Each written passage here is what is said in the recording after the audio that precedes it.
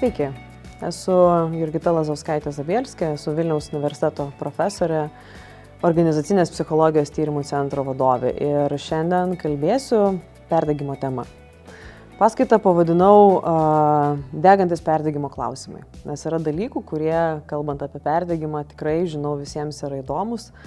Visi esame tie, kurie dirba, esame tie, kurie galbūt vadovauja, o galbūt esame organizacijos atsakingi už palankios darbui aplinkos kūrimą. Darbas yra svarbi mūsų gyvenimo dalis. Ne tik dėl finansinių galimybių, kurias jis mums suteikia mūsų artimiesiems, bet dirbdami mes taip pat ir atskleidžiame save, įtvirtiname savo stipriasias pusės, užmezgame prasmingus, o kartais galbūt nelabai prasmingus socialinius santykius, ryšius, turime galimybę įgyti tam tikras kompetencijas, priimti sprendimus, patirti savo autonomiją. Ir vis dėlto labai dažnai, ypatingai pastaruoju metu, girdime apie tai, kad darbas gali lemti perdegimą. Tai kitaip sakant, darbas gali mus ir sunaikinti, tai yra lemti ilgalaikės pasekmes sveikatai, veiklai ir kartais net labai ilgą ir sunkų nedarbingumą, po kurio atsigauti prireikia gana ilgo laiko tarpo. Taigi aš noriu pakalbėti apie tai, kas tai yra perdegimas ir kas nėra, kaip jį atpažinti, kada reikėtų susirūpinti, kad tie simptomai, kuriuos galbūt jaučiame ir manome, kad tai yra perdegimas, galbūt tai yra tiesiog nuovargis. Ir žinoma, turbūt svarbiausias klausimas yra, nuo ko perdegimas priklauso ir kaip mes galime ir ar galime jį įveikti. Taigi, perdegimas nėra naujas reiškinys. Prieš 50 metų, galbūt kiek daugiau, Freudenbergeris pasakė, kad kartais nutinka tokia būsena, kad dingsta motyvacija arba paskaitos, nes atsidavimas veiklai arba žmonėms tiesiog neduoda jokių rezultatų. Tuo metu tai nebuvo labai mokslų grįstas pasvarstymas, tol kol Kristina Maslach su savo kolegomis neapibrėžė perdegimo kaip sindromo, kuris susideda iš 3 dalių. Tai yra emocinio išsekimo, tai yra tiesiog jausmas, kad tavo energijos rezervas yra išeikvotas, išsekęs, neturi jokių jėgų niekam. Antras elementas tai yra cinizmas, tai yra iš tikrųjų nevertinimas savo darbo, kartais ir žmonių, ir atlaidus atlikimas tam tikrų funkcijų. Ir trečias komponentas tai yra asmeninio efektyvumo arba veiksmingumo trūkumas. Tai yra jausmas, kad esi nekompetentingas ir darbe tau nepavyksta pasiekti tam tikrų dalykų.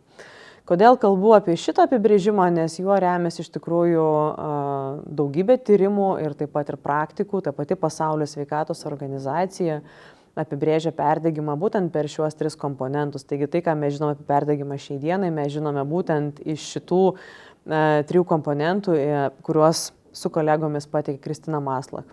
Šiai dienai egzistuoja, galėčiau loteriją padaryti, 13 ar 14 perdegimo apibrėžimų. Kitaip sakant, ir tyrėjai ne visuomet sutarė, kas perdegimas yra ar nėra.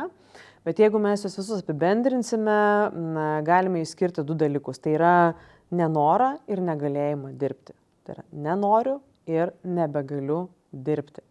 Ir pastaraisiais metais iš tikrųjų su besikeičiančiu darbo pasauliu pasikeitė šiek tiek ir perdegimo samprata, atsirado naujų dalykų, kuriais aš remsiuosi šiandien apie perdegimą kalbėdama. Tai Vilmaras Šaufelis kartu su kolegomis, tas pats Kristinos Maslach kolega, pasiūlė naują sampratą perdegimui suprasti ir tirti, pasakydami, kad kai mes kalbam apie perdegimą, turime kalbėti apie 4 dalykus. Tai yra apie visų pirma išsekimą, tą patį minėtą mano fizinės ir protinės energijos praradimą, apie atsiribojimą, tai yra nenorėjimą dirbti, o kartais net ir labai aiškiai išreikšta neapykanta darbui, kai žmogus sako, nekenčiu to, ką darau, man tai atrodo beprasmiška ir niekas to nevertina apskritai šitame pasaulyje.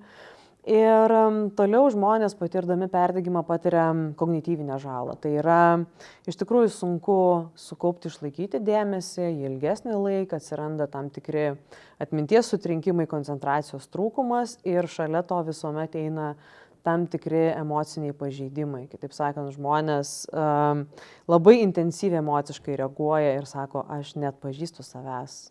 Tai yra bet koks menkas įvykis darbe, sukelia labai stiprią, labai intensyvią reakciją ir perdėtai reaguoju į pačias paprasčiausias situacijas darbe. Mes turime 4 komponentus ir labai svarbus momentas, kalbant apie perdegimą, yra suprasti, kad tai yra darbo sąlygų pasekmė. Kitaip sakant, jis nenukrenta iš dangaus, mes jo neatsinešam iš vaikystės ar nuo gimimo, nors galbūt vieni ar kiti esame jautresni dėl tam tikrų asmeninių savybių, bet kaip ir sako Pasaulio sveikatos organizacija, perdegimas tai yra rezultatas to, kad ilgą laiką žmonės būna streso darbe aplinkybėmis arba sąlygomis.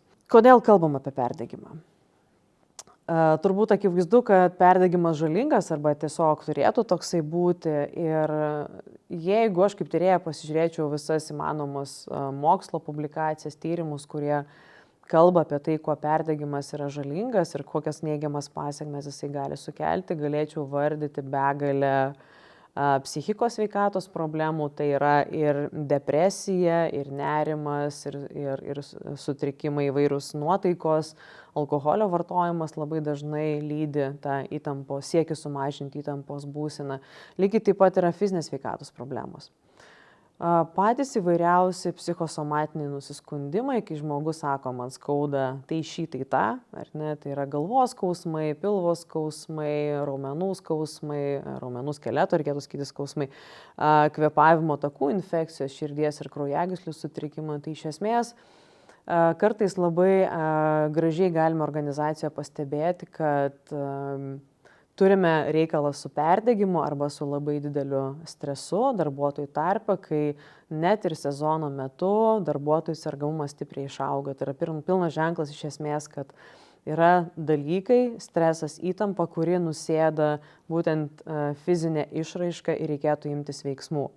Dar be abejo, jeigu mes turime žmonės, kurie serga, kurie prastai jaučiasi, kurie, kaip minėjau, turi dėmesio, sunkumų susikaupti, koncentruotis, išlaikyti dėmesį, daro klaidas, neišvengiamai mes kalbame ir apie žalą organizacijai. Tai yra apie padidėjusį agresyvumą, apie destruktyvų elgesį, tai yra gali lūžti daiktai arba tiesiog dingti iš organizacijos, žmonės patiria įtampą vienas kito atžvilgių, tai yra padažnėja taip pat tarpasmeniniai konfliktai ir labai dažnai kalbame apie suprastėjusius veiklos rezultatus. Bet čia norėčiau pabrėžti vieną dalyką, tai yra, kad aš sakau labai paprastai, veiklos rezultatai yra paskutinis dalykas, kuris pablogėja, kai žmogus patiria perdegimą ar tiesiog yra pirmuosiuose jo etapuose, todėl, kad ir kaip blogai žmogus beįsijaustų, jis arba jį dirba. Kodėl? Nes darbas yra susijęs su daugybė naudų, kurias mes gauname savo arba savo artimiesiems, mes išlaikome ne tik save, bet ir savo šeimą, turim atsakomybę prieš kitus žmonės, galbūt esame verslo savininkai, taigi mes tikrai rodysime rezultatą, net kai jaučiamės pavargę, išsekę ir tikrai nebeturime jėgų. Taigi vien žvelgdami į veiklos rezultatus mes negalime iš esmės pasakyti, kad žmogus patiria perdegimą. Tai yra paskutinis dalykas iš tikrųjų, kuris suprastėja. Dėl to tą miniu tam, kad ir mes kiekvienas ir organizacijos labai aiškiai stebėtume ir psichologinius nusiskundimus, ir fizinius simptomus, kurie praneša apie tai, kad iš ties yra įtampa, kuri gali ilgainiui pereiti į perdegimą. Ir tai dažniausiai nėra vieno žmogaus problema. Tyrimai labai gražiai rodo, kad perdegimas yra užkrečiamas. Kaip beje ir teigiamos būsenos, taip ir neigiamos yra labai sėkmingai užkrečiamos. Tai yra, jeigu turite kolektyvę vieną kitą perdegusi žmogų, labai greitai tikėtina, kad perdegę taps ir kiti. Vien dėl to, kad jie yra toje pačioje darbo aplinkoje, tai yra savaime supranta, bet lygiai taip pat perdegimas yra nešamas ir šeimos nariams. Tai yra žmonės, kurie darbe patiria didžiulį stresą, didžiulę įtampą, neša perdegimą namo. Ten dėl savo emocinės būsenos gali ir konfliktų daugiau kilti, sukelti ir sunkiau tampa atlikti savo asmeninio gyvenimo tam tikrus įsipareigojimus veiklas ir tokiu būdu našta už asmeninį gyvenimą griūna ant partnerių pečių ir mes turime iš tikrųjų užburtą ratą. Taigi perdegimas nėra vieno žmogaus problema, dažniausiai labai greitai tampa ir kolektyvo, organizacijos ir taip pat ir šeimos problema. Dėl to yra svarbu tuos pirmuosius simptomus pastebėti. Taigi, kokie yra perdegimo požymiai? Ar ne, turbūt įdomiausia dalis, kaip tą perdegimą ir kur mes jį galime pamatyti. Dažnas klausimas yra, Ar perdegimas yra tiesiog nuovargis, galbūt ilgiau trunkantis nuovargis. Taigi, jeigu jūs pavargstate darbo dienos metu, darbo dienos eigoje ir sakote, vakare jaučiuosi išsekęs ar išsekusi, tai dar nėra perdegimas. Jeigu galite gerai išsimiegoti, esate fiziškai aktyvus ar aktyvi, tinkamai maitinantis ir kitą dieną vėl jaučiatės pilnas ar pilna jėgų, tai dar nėra perdegimas. Jeigu kartais nepavyksta pailsėti darbo savaitės eigoje, bet pailsite savaitgalį, tai irgi dar nėra perdegimas. Tai kas tai yra? Tai pirmas ir svarbiausias perdegimo požymis yra didelis protinis ir fizinis išsekimas, kuris kyla vos po minimalių pastangų atliekant veiklą. Tai yra vos bet kokį darbą padarius, atrodo energijos rezervas išsisėmė, išeikvojo ir reikia laiko, kad galėtum pailsėti. Bet bėda yra ta, kad atsigauti tampa sunku. Tai antras požymis yra tas, kad jeigu mes pajuntame, jog tie dalykai, kurie mums iki šiol padėdavo atsigauti, tos streso įveikos strategijos, kurios buvo efektyvios, dabar jau nebėra efektyvios, tai rodo, kad mes susidurėme labai tikėtina su perdegimu ir reikėtų imtis veiksmų. Trečias požymis tai yra sumažėjusi psichinė energija. Mes visi darbe susidurėme su viena ar kita kliūtimi. Ir jeigu vien susidūrus su sunkumu tiesiog svyra rankos, nebėra atkaklumo, tai jau irgi gali signalizuoti apie perdegimą. Jeigu kažkas tai nevyksta, mes darėme klaidas ir norime viską mesti, tai irgi yra ženklas, kad galbūt mus lydi perdegimas. Ir tyrėjai sako, kad žmogus, kuris jau turi perdegimo požymių, praktiškai netenka maždaug pusės visų savo vaidmenų tiek darbe, tiek gyvenime. Labai natūralu, jeigu tavo energijos rezervas yra ištuštėjęs, tu tiesiog nebegali daryti tų dalykų tiek darbe, tiek gyvenime, kurie kažkaip tave pakraudavo. Ne, žmonės natūraliai apriboja bendravimą tiek darbe, tiek gyvenime, gali atsakyti savo laisvalaikio veiklų. Tai iš esmės, jeigu mes jau pusę veiklų prarandame, tai gali taip pat signalizuoti apie perdegimą. Na ir žinome, kasdien mes galime patirti kognityvinius sunkumus, tai mano minėta koncentracijos stoka, atminties trūkumas, neefektyvus mąstymas, kai iš tiesų kartais žmonės sako, perskaičiau straipsnį, perskaičiau daug informacijos ir nieko neprisimenu. Tiesiog toks jausmas, kad galva yra visiškai tuščia ir šalia atsiranda dar minėtas emocinis dirglumas, nestabilumas, tai yra tie sunkumai, kai iš tiesų emocijos atrodo nevaldomas. Tai jeigu visi mano minėti simptomai dėmesio trunka mažiausiai 6 mėnesius, mes galime kalbėti apie perdegimą.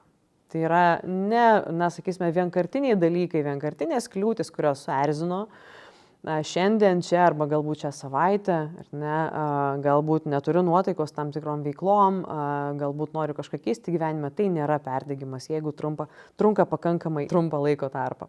Sumažėjusi protinė fizinė energija, negalėjimas atsigauti, protiniai sunkumai, emociniai sunkumai ir jeigu tai trunka 6 mėnesius, mes galime kalbėti apie perdegimą, bet labai svarbu, kad perdegimo galutinėje diagnozėje įtarimuose turėtų dalyvauti specialistai, tai yra psichologai, psichiatrai arba šeimos gydytojas, nes perdegimą labai dažnai lydi psichosomatiniai nusiskundimai, tai yra fiziniai nusiskundimai, kuriuos labai svarbu atskirti yra nuo kitų galimų fizinių sutrikimų. Tai tikrai yra labai svarbu visų specialistų dalyvavimas ir nebijojimas kiekvieno iš mūsų kreiptis pagalbos. Vienas svarbesnių be abejo klausimų, tai ar mes galime perdegimą ir kaip įveikti, ne tik atpažinti, ar ne, tai yra, mes turime grįžti prie to, nuo ko perdegimas priklauso. Ir čia pasakysiu labai paprastai, mes galime gyvenime, profesinėje veikloje eiti 2 keliais. Mes galime eiti motyvacijos keliu, kai mes mylime savo darbą, kai mes atsinešame į darbą visas kompetencijas, atiduodam jas maksimaliai, nepasilaikom nieko kišenėje geresniems laikams ateičiai, ar ne, kai iš tiesų mes dirbame 100%, gal net 310%. Tai yra tas kelias, kuris iš tiesų mus apdovanoja ne tik efektyvia veikla, bet yra ir mums asmeniškai naudingas, teikia didžiausią pasitenkinimą, beje ne tik mums, bet ir mūsų artimiems žmonėms. Ir kitas kelias, kuris yra žalos sveikatai kelias arba perdegimo kelias. Kodėl sakau, kad yra 2 keliai, nes pasak tyrimų neįmanoma eiti abiem keliais. Ir jeigu kartais girdit sakant, kad žmogus tiek mylėjo savo darbą, degė ir sudegė, tai vargu ar tai tiesa. Jeigu mes esame labai motyvuoti ir labai efektyvūs darbuotojai, mes negalime būti perdegę ir atvirkščiai. Ne? Jeigu mes esame perdegę, mes negalime būti motyvuoti labai stipriai. Tai yra arba mes einame vienu keliu, arba kitu keliu. Klausimas, ar ne, kaip dabar tuo keliu nueiti. Aš tuo tą paslaptį atskleisiu, nes paslapties iš tiesų čia nėra. Šiai dienai mes turime kelis dešimtmečius trunkantis tyrimus, jų rezultatus. Jeigu perdegimas atsirado maždaug prieš 50 metų, tai įsivaizduokime, kad tiek metų mes turime ir tyrimų rezultatų.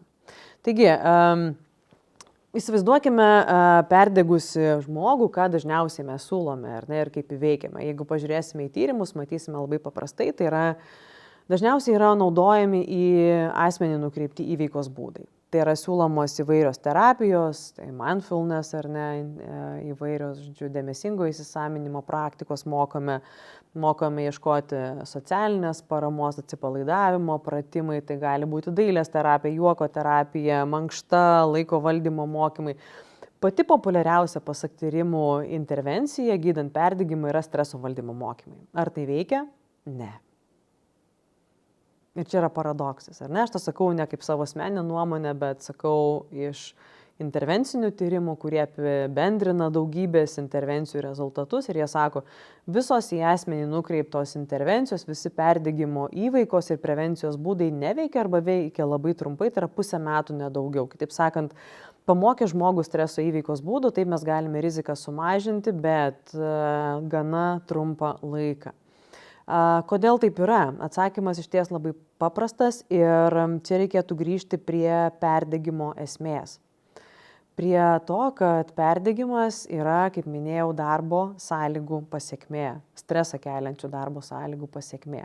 Taigi iš esmės, norėdami suprasti, iš kur kyla perdegimas, mes turime žiūrėti į tai, kas vyksta darbo aplinkoje. Ir patikėkit, vargu ar mes rasime organizacija, kur vienas žmogus bus labai stipriai perdegęs, o visi kiti labai stipriai motyvuoti ir energingi ir neturės jokių perdegimo požymių ar nepatirs jo rizikos. Ne, dažniausiai tikrai taip nebus.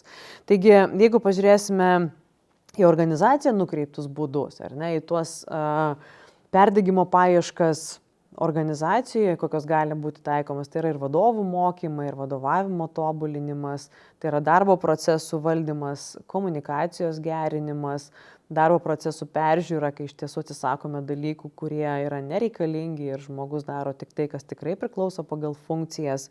Tai yra darbo kontrolės suteikimas, personalo mokymai ir panašus dalykai, jie veikia.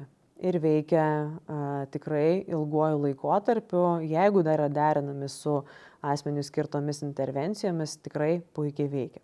Bet kam tai savo kaip žmonėm, ar ne? Ar yra kažkas iš to naudos, kai mes kalbame apie tai, ką gali organizacija ir ką galim ar negalim mes kiekvienas.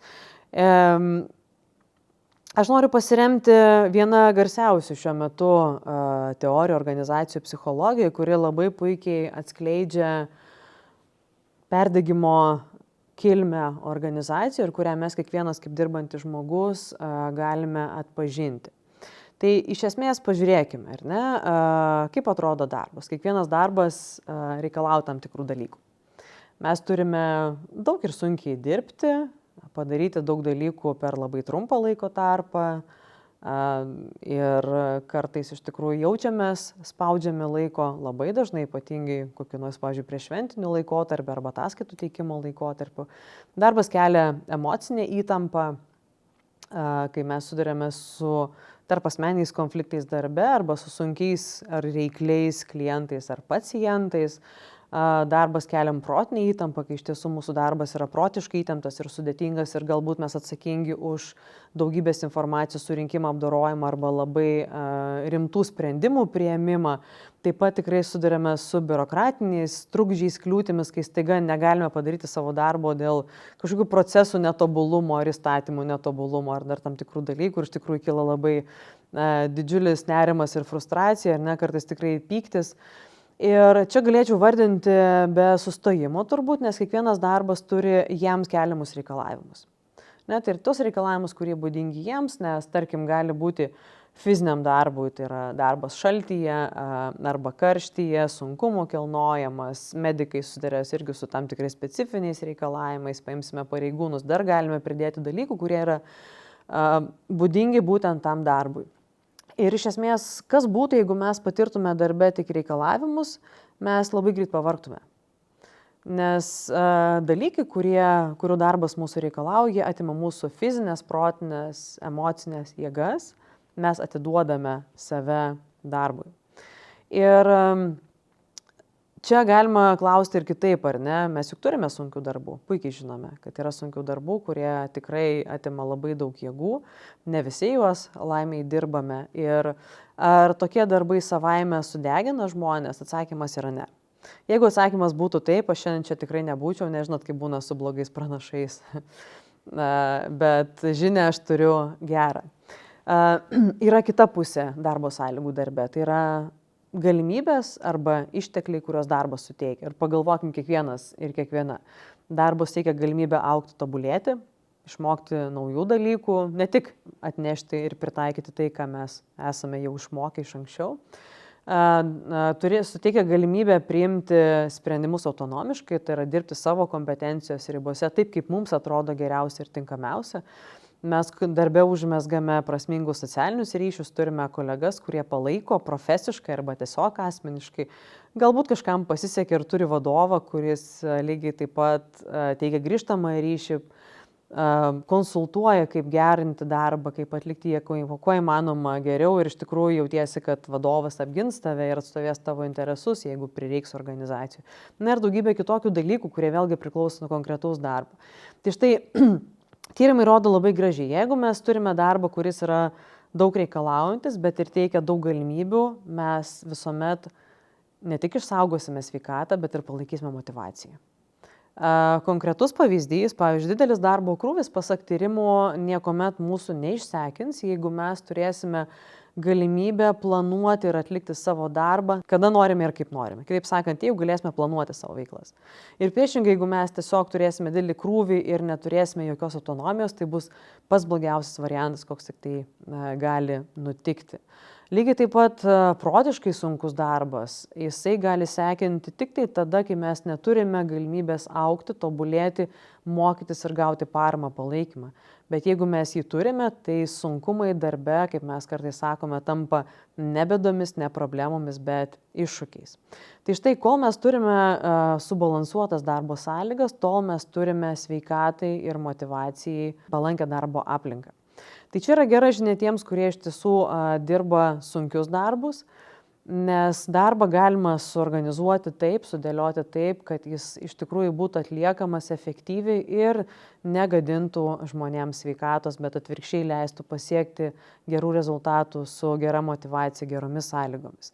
Ir dar vienas svarbus dalykas, kalbant apie perdegimo prevenciją ir įveiką, yra kiekvieno iš mūsų asmeninės stiprybės. Tai yra mes kiekvienas ir kiekviena atsinešam į organizaciją kažką, ką turime stipraus, ką esame labai gerai išmokę ir dėmesio. Tai nėra asmenybė, ko mes, sakysime, negalime pakeisti, bet tai yra tam tikros, pavyzdžiui, streso įveikos strategijos arba optimizmas, arba profesinis pasitikėjimas savimi, arba tiesiog asmeninis aktyvumas, kai mes gebame surasti ir paieškoti tų išteklių, kurie mums padėtų darbą atlikti.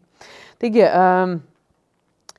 kas iš tiesų yra svarbu, kai mes kalbame apie sveikatos palaikymą ir perdegimo vengimą organizacijai? Tai mes iš tikrųjų turime kalbėti apie darbo išteklius. Tai yra paprasta vadyba. Ir čia psichologo kompetencija tam tikrą prasme pasibaigia. Jeigu mes turime labai aiškias užduotis, tai yra kas ir kaip turi būti padaryta, aiškiai sudėliotus procesus, kas ir už ką yra atsakingas ir kaip vyksta dalykai organizacijai. Jeigu mes turime darbo priemonės, kurios darbui yra reikalingos, vieniems tai yra įrankiai fiziniai, kitiems yra, sakysime, tam tikri mokymai, kompetencijos. Jeigu mes turime jau mano minėtą autonomiją veikti savo kompetencijos ribose, galimybę kelti kvalifikaciją, gauti grįžtamą ryšį ir turime vadovų ir kolegų palaikymo, galime garantuoti, kad iš ties mes neturėsime arba turėsime labai mažą perdegimo riziką. Kitas dalykas, be abejo, minėti darbo reikalavimai, kuriuos mes norime labai dažnai turėti mažus. Ir čia mes turime kalbėti apie ką. Jeigu paimsime ypatingai tas sudėtingas profesijas, o kartais ir paprastesnės, tai tyrimai sako, kad tarkim darbo krūvis ir tempas yra vienas iš tų reikalavimų ir sunkumų, kurie labiausiai lemia perdegimą. Tai mes turime kalbėti ne apie tiesiog mažą darbo tempą ir krūvį, bet apie optimalų, kuris būtų įmanomas įveikti tam tikrose pareigose. Taip pat apie užduočių tam tikrą sudėtingumą, bet ne pernelyg sudėtingas, tai yra užduotis turi atitikti žmogų.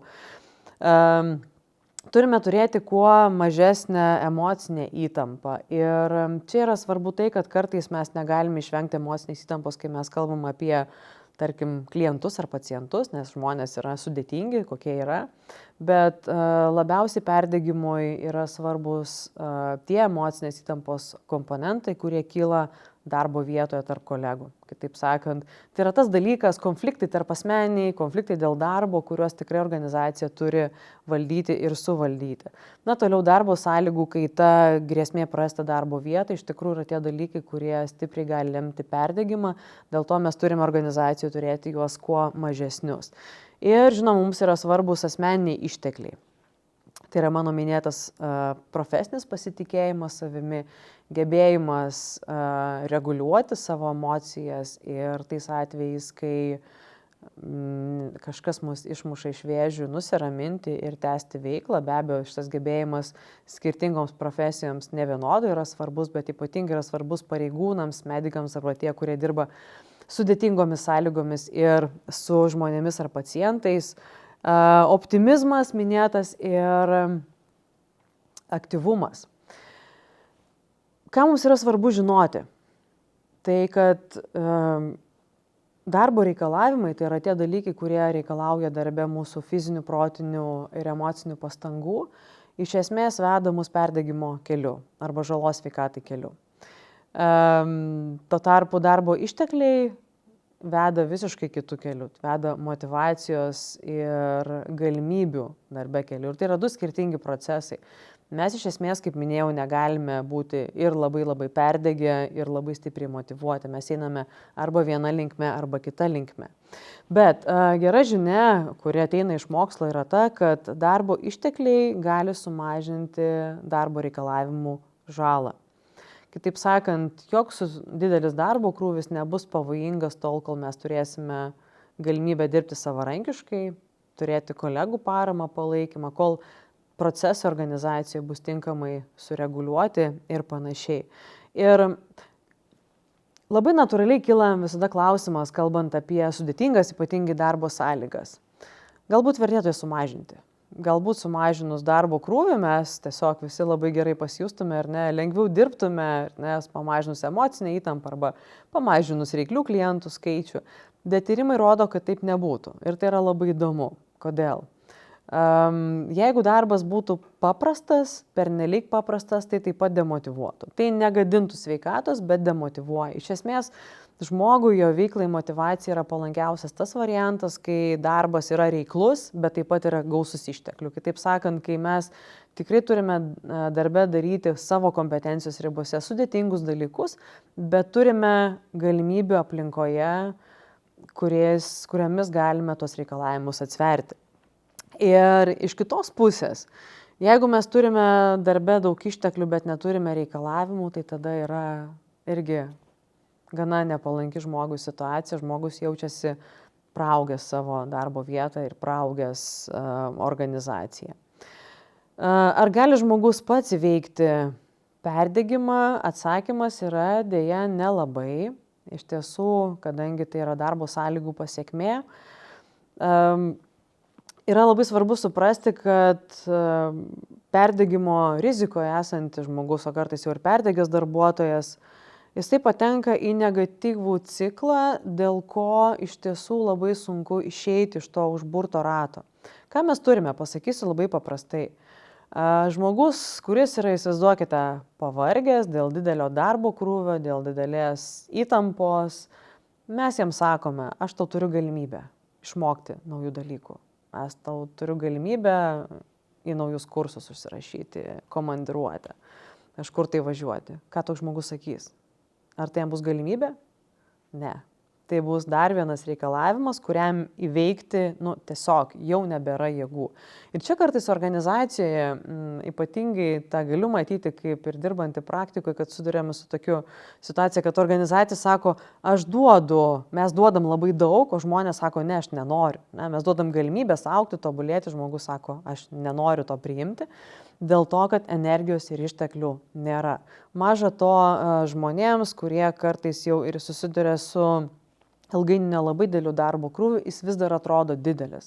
Tai yra, žmonės sako, kad turiu problemų, turiu sunkumų, bet neturiu iššūkių, kuriuos galėčiau įveikti. Ir priešingai, jeigu mes turime daug išteklių darbo aplinkoje, žmonės patenka į pozityvų ciklą.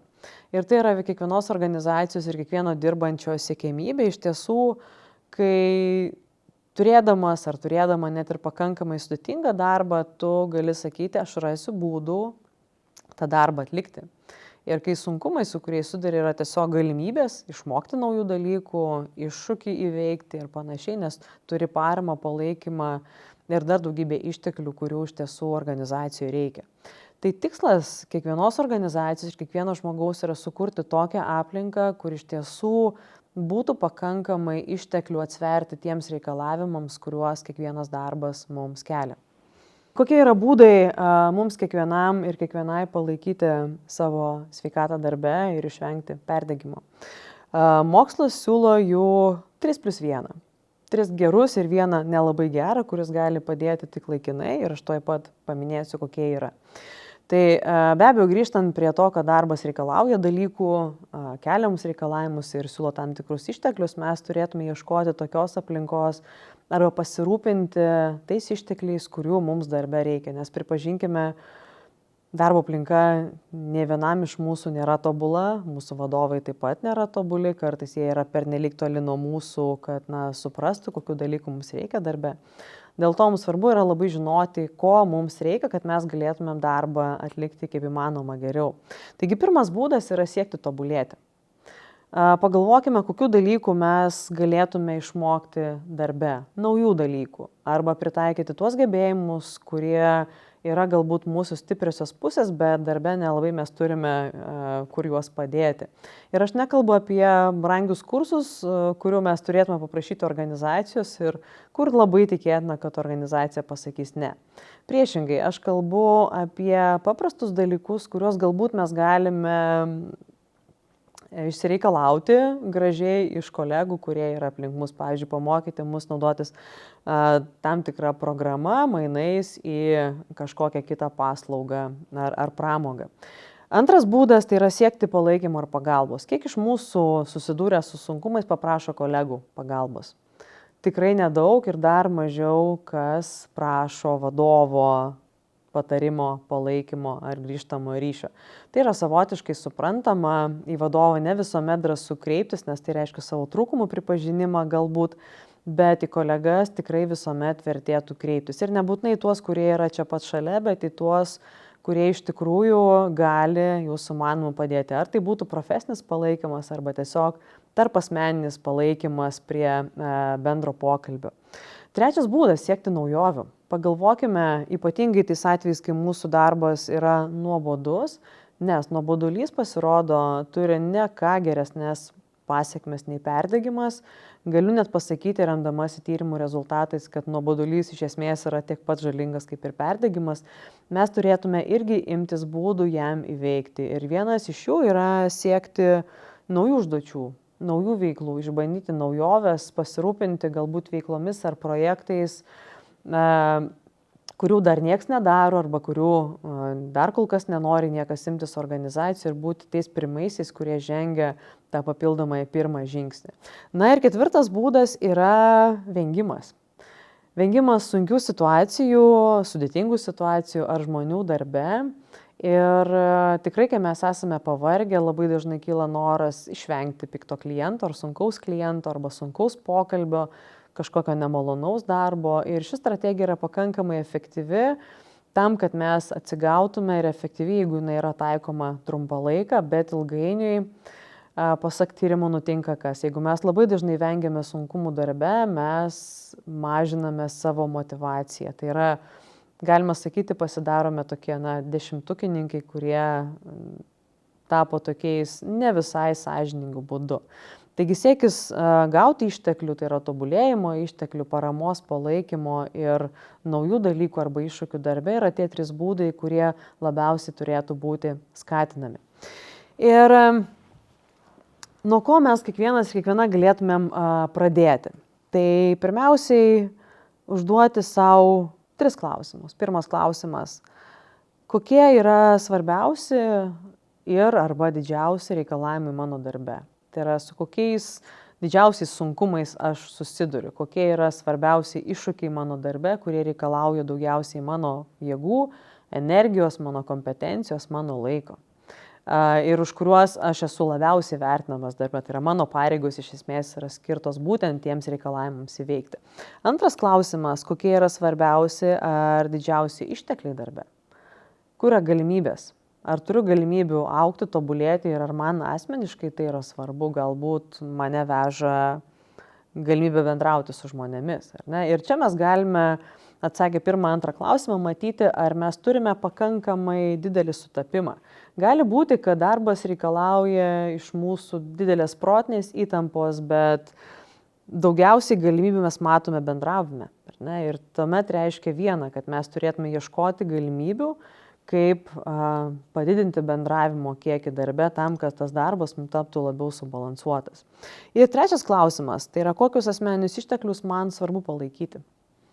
Ar pakankamai esu optimistas ar optimistė, ar pakankamai apdovanoju save už tuos dalykus, už tuos sunkumus, kuriuos man pavyksta įveikti darbe, ar užduotis, kurios yra ypatingai iššūkį keliančios ir aš atlieku jas pakankamai sėkmingai. Labai geras pratimas yra, kurį siūlo moksliniai tyrimai, yra kiekvieną dieną, kiekvienos dienos vakare pasakyti ačiū, prisiminus tą dalyką, kuris geriausiai pavyko tą dieną. Net jeigu būtų visiška smulkmena, kuri atrodo mums neverta. Bet vieną dalyką tikrai kiekvienas ir kiekviena mes turėtume gebėti darbo dienos pabaigoje įvardyti ir už tai padėkoti savo, ar bent jau suprasti, pripažinti, kad išmokame tam tikrų dalykų, už kuriuos galime save pagirti. Taigi, baigdama aš noriu palikti visus su klausimu, kurį mes turėtume kelti savo kasdien. Tai yra, kur ir kokių išteklių savo ir savo darbui aš ieškosiu kiekvieną dieną.